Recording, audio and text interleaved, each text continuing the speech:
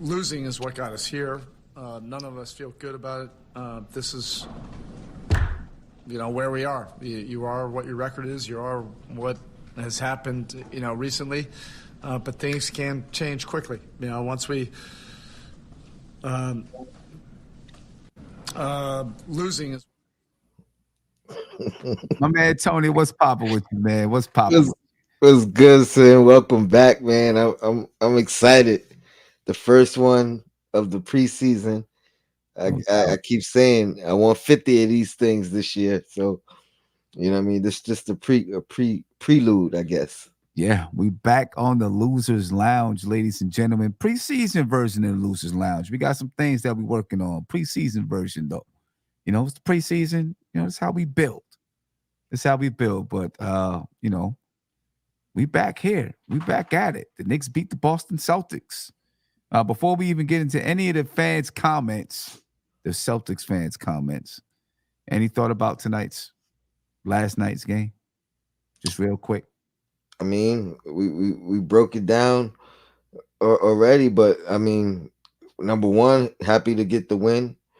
Definitely was disappointed that their starters sat.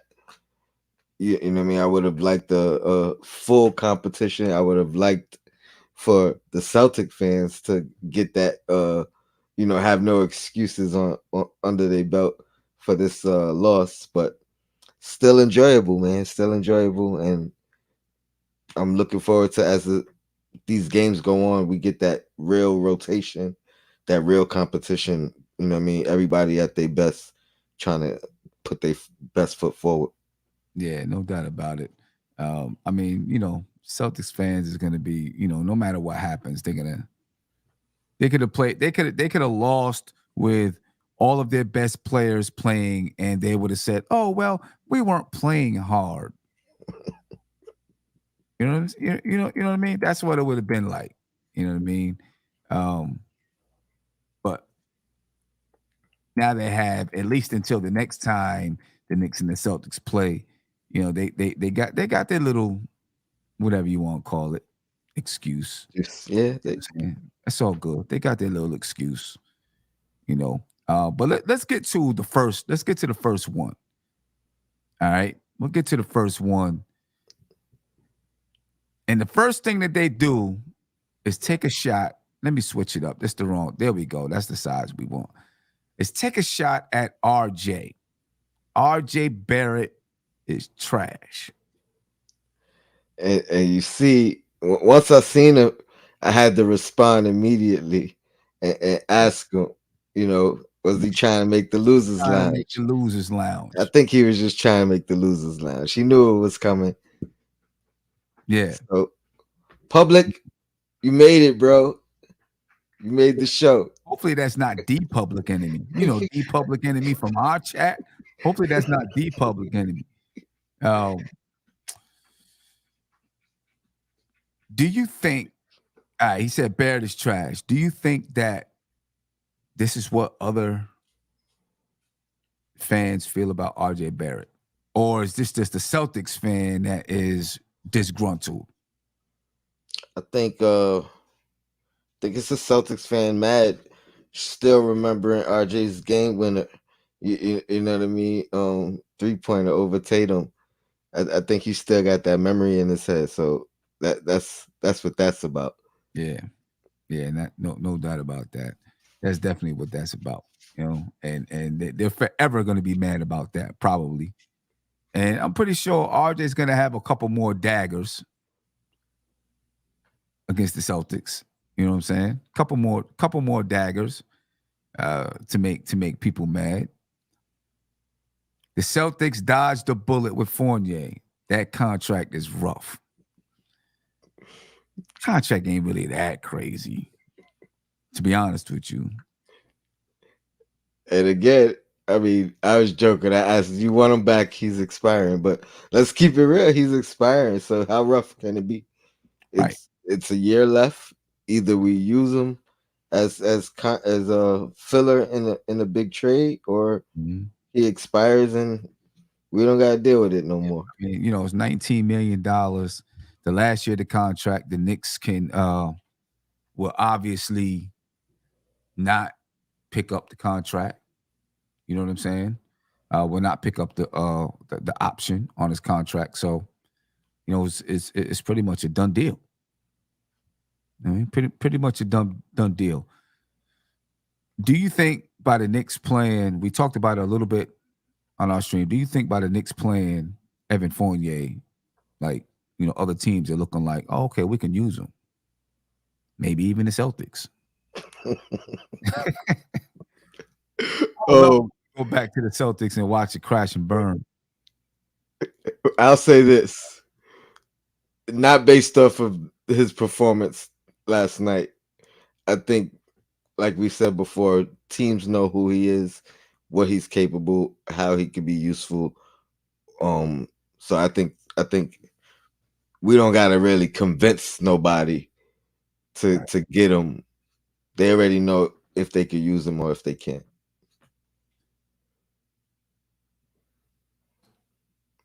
Where would be a good place for Evan Fournier? I've been saying it since last year. For him, San Antonio. San Antonio is the place that I think he could revitalize his career. I mean, I still believe that. I think Pop would figure out a way to utilize him.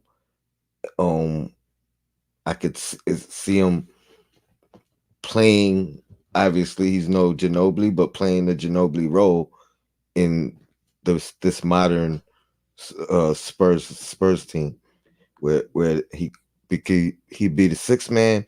I think he does need the ball in his hands a little bit more than he's accustomed to here, right, for him to thrive. So, you don't think he would?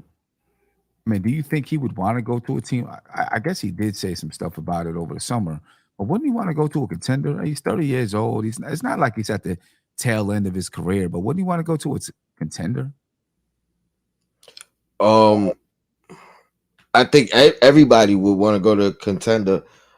I'm looking at the Spurs as a longevity thing. So he could get a 3-year deal at a modest price, not what he's making now, but he could get a longer term deal there as opposed to a contender. It's probably going to be a 1-year deal. Mm-hmm. It's definitely going to be a bigger pay cut. You know what I mean? And it's going to be basically a year-to-year basis. So whether it's contender to contender to contender or contender resign, you know what I mean?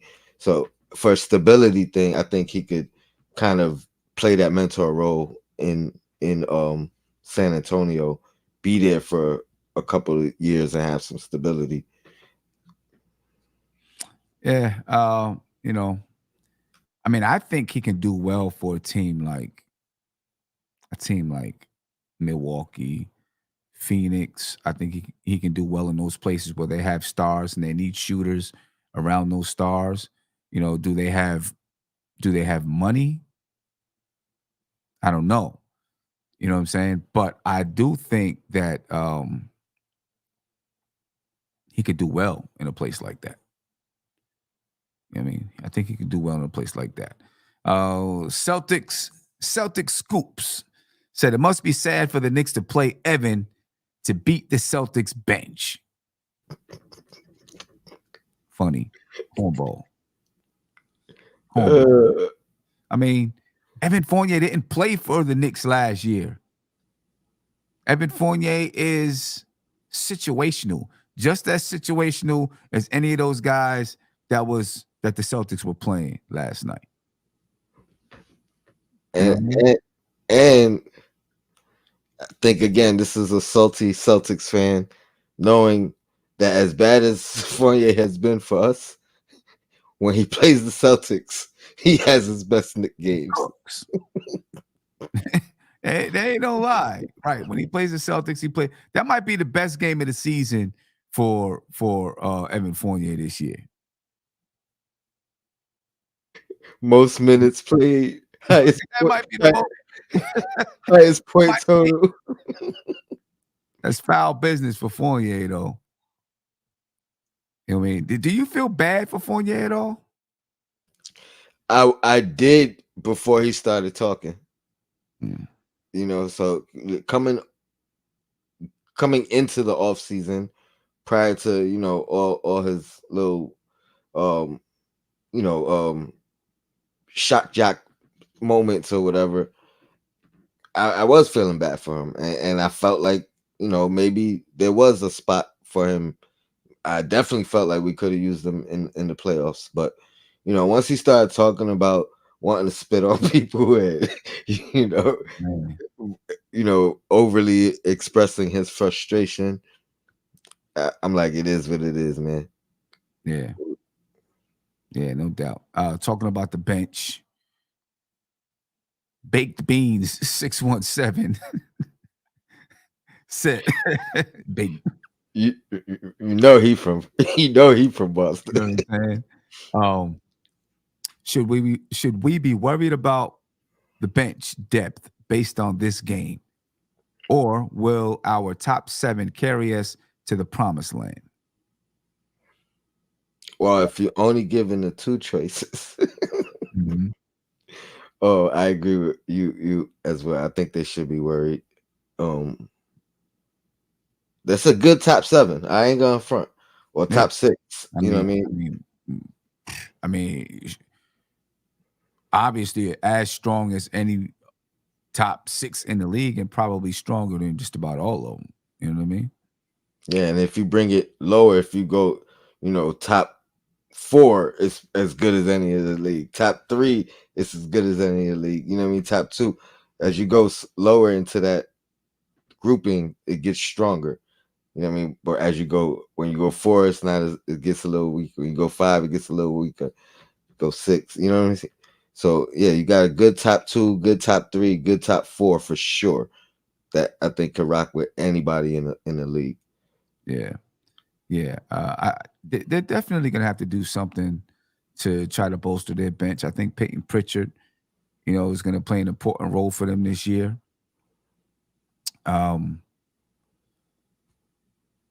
Okay, that would be 7. Yeah, that would be the 7th man. And then, of course, depending on who starts, it's either going to be Derek White or Holiday. Drew Holiday coming off the bench. I in my opinion, Drew Holiday is going to end up being the starter. Right? So they're going to have some work to do with that bench. You know what I mean? They got some work to do with that bench, I think. Let me ask you this, though. Oh, go ahead. We talked about this earlier about them being conflicted on running the 2 bigs or the 2 guards as Holiday and White together. If you was running the Celtics, what would you prefer? Or let me put it to you this way: what you've seen from Payton Pritchard, has he shown enough to where you're comfortable starting Holiday and White and having him run that second unit? Or do you need a White or a Holiday, or in your situation, White in that second unit? And where does that leave Payton? I mean, if Drew Holiday is starting and White is in the second unit, who's going to be starting? Who's the starting 2? I'm not even sure. Jaylen Brown is starting 2. Oh yeah, 2. Yeah. Jason Tatum, then Al Horford, Kristaps Porzingis. So, but if you put Derek White in the starting lineup, so you're taking out who? Al Horford or one of the bigs? One of the bigs, either Horford is at the 5 and it's Tatum at the 4, Brown at the 3, or vice versa. Kristaps starting and Horford off the bench. I feel like they're going to stick with the starting lineup they have. with or Holiday. either Derek Wright or Holiday. That's what I think.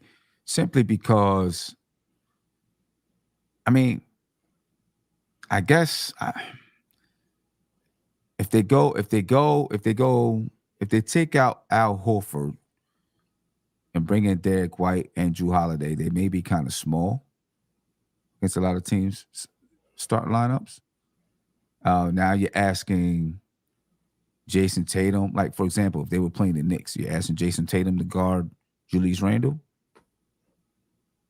You know what I'm saying? That could be a problem because, Julius Randle's gonna, he's gonna be aggressive. Volleyball, yeah. You know what I'm saying he's gonna be aggressive, and you don't want Jason Tatum getting hurt, or you want to save his energy for, the end of the game.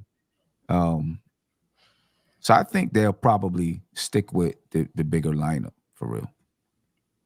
Yeah, I think they'll stick with the bigger lineup. Samba broke homie said the B team playing hard against the Knicks A team. I love to see it. I mean, from the beginning of the game, I mean, they were playing hard, but the Knicks starters still, built the lead, and then the second unit came in, and the Celtics came back. Right? I mean, the Knicks had built up to like a 10-point lead, and the Celtics came back. They're supposed to play hard. That's what happens when the JV plays the varsity. Right? That's what happens. When the JV plays the varsity, they play hard. They should be motivated. You know what I'm saying? They're trying to prove that they can ride with all of those guys out there was playing hard though. You know what I'm saying? When I was watching the game and I seen all of these guys out there that, normally are not going to be playing in a regular season game. They're playing for their lives. They're trying to prove that they belong in the league. You know what I'm saying? Those guys was out there hooping hard all the way down to the buzzer went off. They was out there hooping hard. You know what I mean? They're trying to prove to somebody that they belong in the league. And that's how you got to do it. That's how you do it. Yeah, if they wasn't, then they didn't even deserve to be there. Right, exactly. If they didn't look at that as their shot, someone getting in for 3 minutes, that's their shot. You know what I'm saying? That's their shot. It's crazy, but they feel desperate.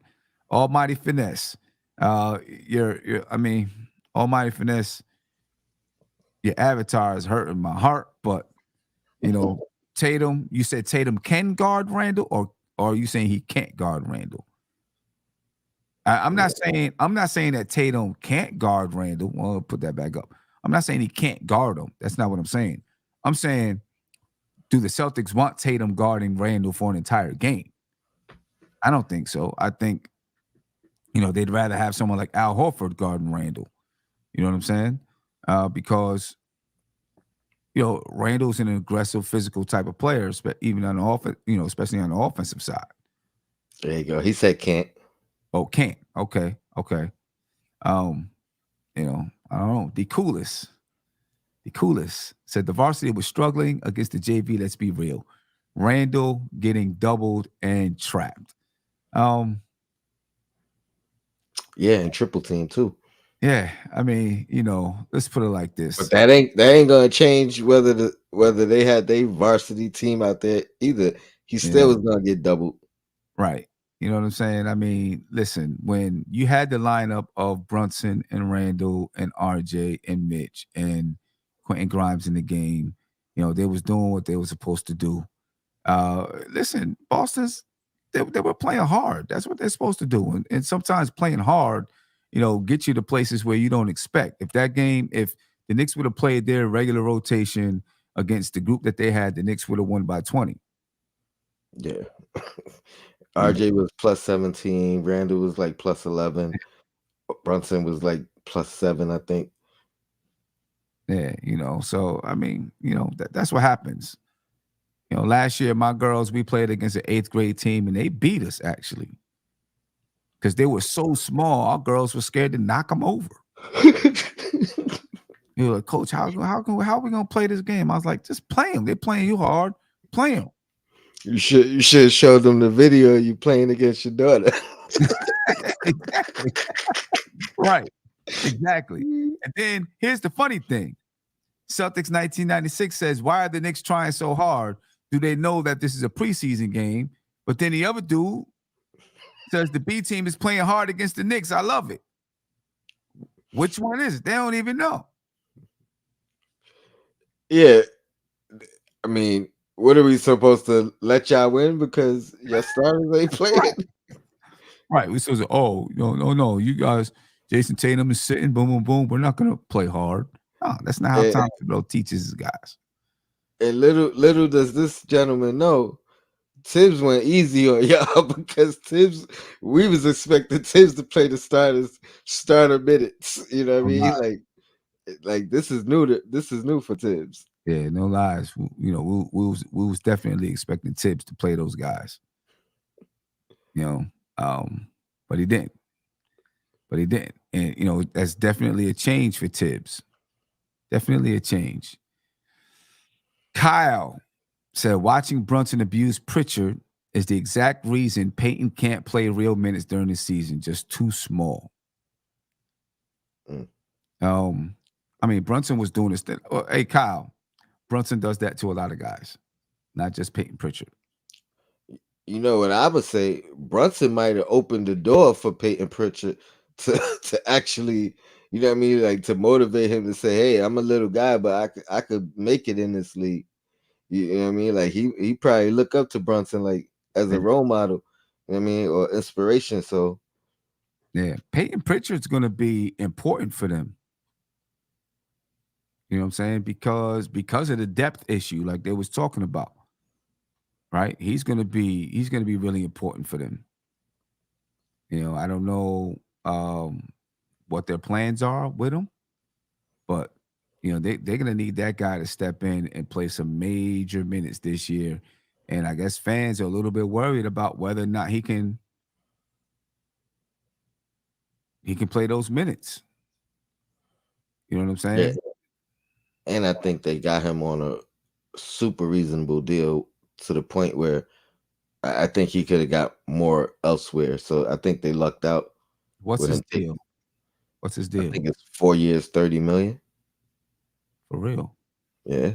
4 years, 4 years, $30 million. Okay. Man, I guess that's not bad.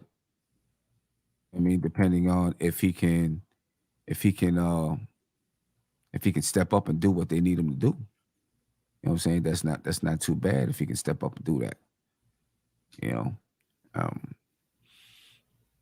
Already complaining about the refs.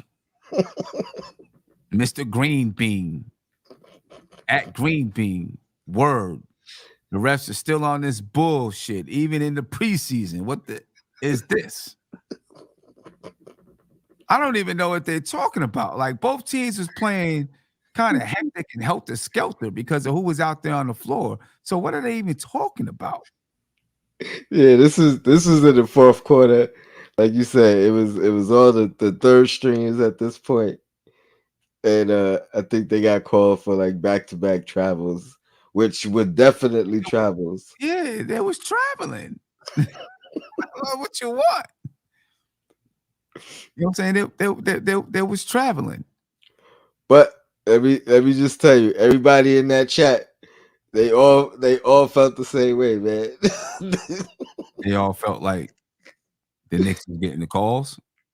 Yeah, in that particular moment, I had a couple of people say that that wasn't a travel, you know what I mean, or how are they calling this a travel? So that's one thing I think maybe I should take my glasses off and send it to them because we need to get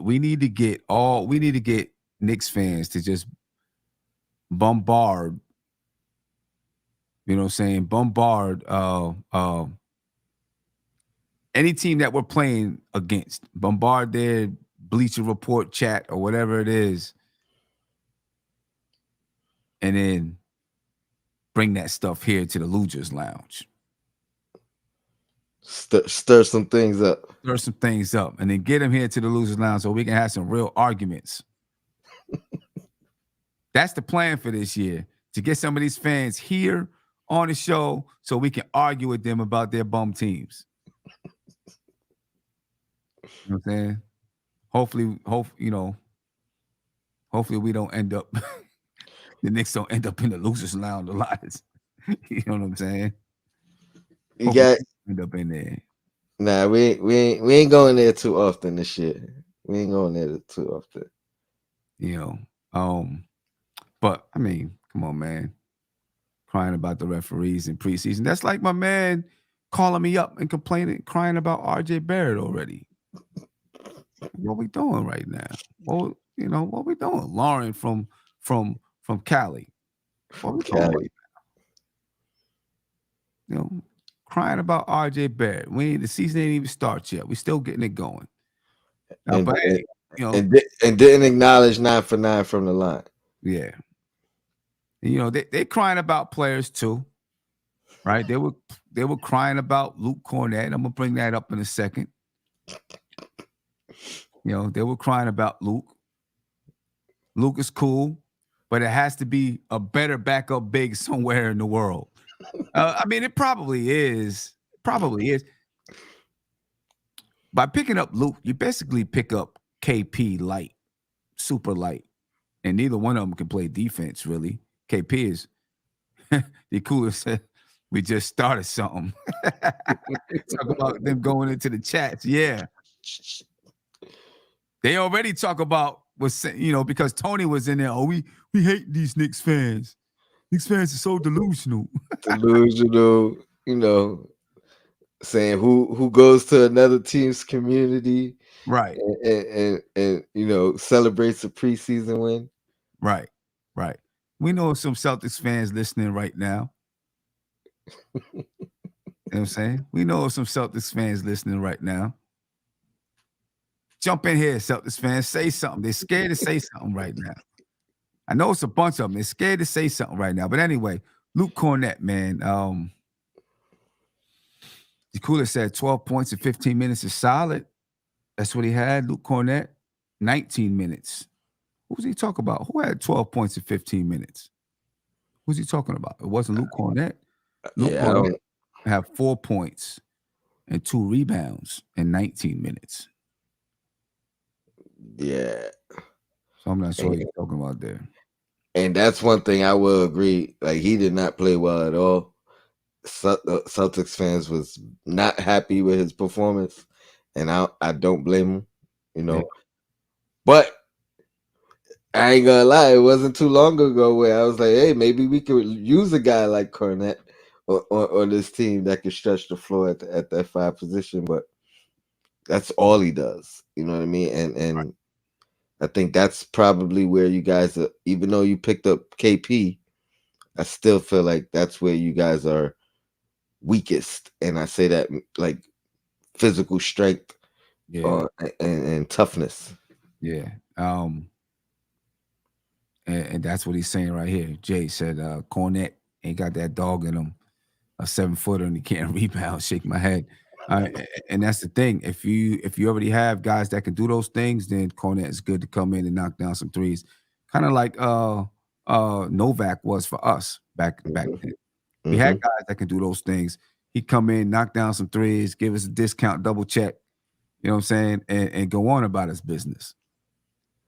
But now you got KP, who's not a strong rebounder. Right. Horford, I mean, he has his moments, but he's not, you know what I mean? He's not a super strong rebounder. Mm-hmm. So now you got a 7-footer who, might be averaging 4 rebounds. Yeah. So, yeah. I don't know. Let me see. Anything else up here that I was going to bring up? I don't see anything else. I don't see it's preseason, So it's light. It's preseason, man. So it's light.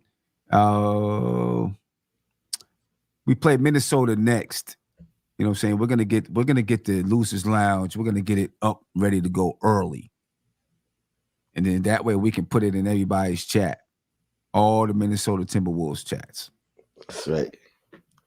Get some fan engagement, debates. Exactly. Put it in all the Timberwolves chats.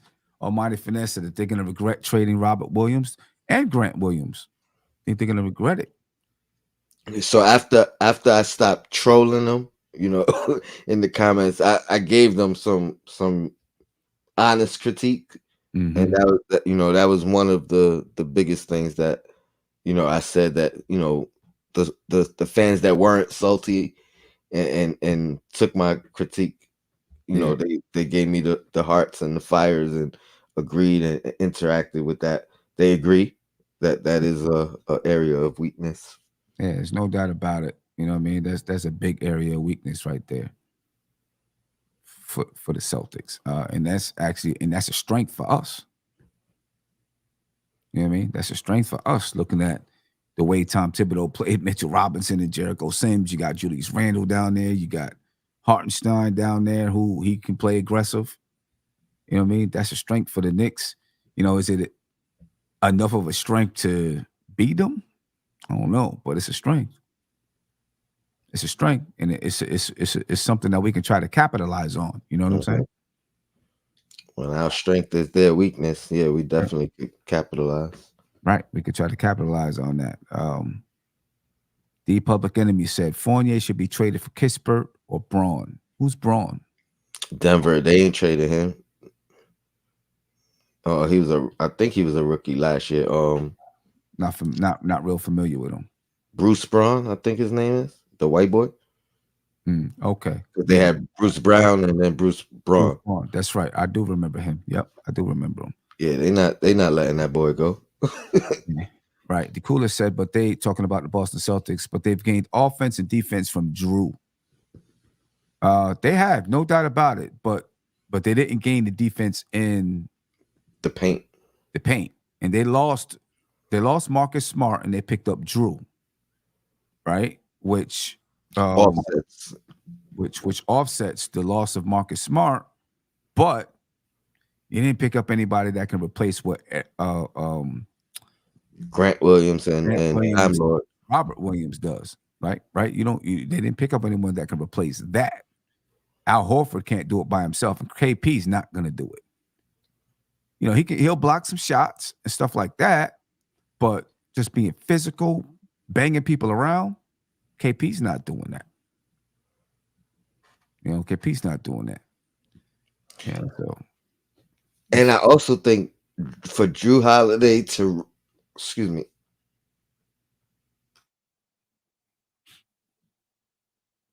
my bad. Drew Holiday is not typically a vocal leader, which is something that Marcus Smart was. So, even though he might surpass him on the offensive end and surpass him maybe a little bit even on the defensive end, that vocal leadership is still something that they're void of, I believe. And it's going to be interesting who steps up in that aspect. Yeah. Let me ask you this as pertaining to the Knicks. Because we hope that the Knicks bench can be one of the things that helps offset, the lack of firepower that the Knicks have when compared to like the Bucks or Boston. Any concerns from what we've seen from the bench tonight? Because, truth be told, the Knicks bench versus the Celtics bench, the Knicks won the game by primarily playing their bench, and the Celtics were primarily playing their bench too, right? But it wasn't like it was just a walkover. It was tough. It was a battle. Any concern about that?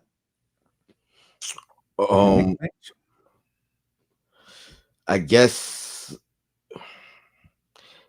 long term, no. I'm chalking it up right now to, again, this being preseason, them acclimating that one guy that they acclimating in DiVincenzo, because it felt like DiVincenzo came on late, quickly came on late. It felt like all of our key bench players kind of didn't get their footing until the second half anyway. So I do think they're gonna have to come off to a faster start. And shout out to D Public Enemy is Christian Brown. Christian Braun. Braun. Christian Braun, yeah. Almighty Finesse said he's not worried about the bench. And I agree because I think Dante DiVincenzo, like I was saying with Josh earlier on the post-game show, I don't think this is what you need to expect from. This is not what we're going to expect from him.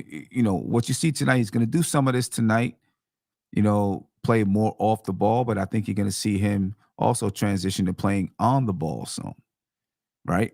And sometimes initiating the offense. Tonight, Emmanuel quickly basically initiated the entire offense, and everything ran through him. That's not the way, and I think Tom Thibodeau knows this. That's not going to be the way to success for that second unit. That's why Derrick Rose was supposed to be there last year. And as soon as Dante DiVincenzo gets acclimated to everything that's going on, I think you're going to see him handle the ball a little bit more. Almost like a 1-2 punch. You know what I mean? Like it now at that point, it could be either one of them at any time. Yeah. You know what I mean? And that's going to make the bench, that should make the bench a little bit more powerful. Lethal or whatever words you want to use. Dante DiVincenzo tonight, 8 points, 3 rebounds. What do you have? 2 assists. He was a -11. The whole second unit was negative, I think. Okay. Emmanuel quickly, 21 points tonight, led the Knicks in scoring, 21 points. 8 for 14 from the field, 57%. But I'm expecting that Dante DiVincenzo he's gonna get better. How'd you like that dish he gave to Fournier from under the rim? Yeah, right. He was in a little bit of trouble, found the right pass, boom. And then at the end of the third quarter, when he found Hartenstein, right, he was rising up for the 3. Last second, boom, dipped it down. You know what I mean? And I think also as the Knicks players figure out what Dante DiVincenzo can do, they're gonna start to find him more. They're gonna look for him. They're gonna search him out. And I think they're gonna be, the bench is gonna be a lot better. Bench is gonna be a lot better. They were able to pull this win out tonight, though. Last night, whenever it was.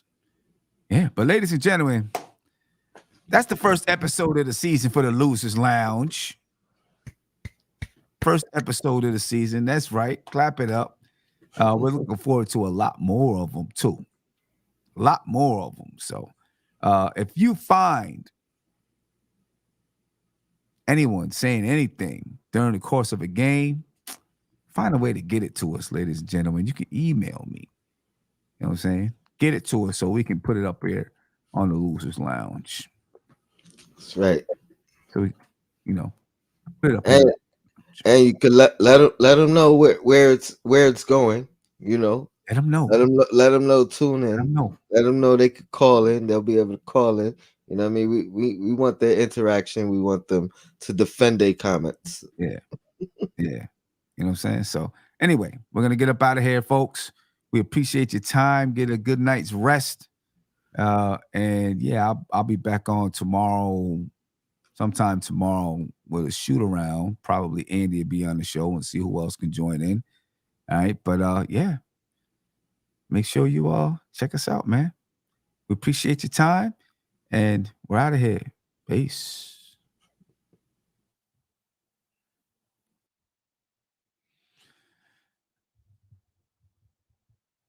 All right. It's still going.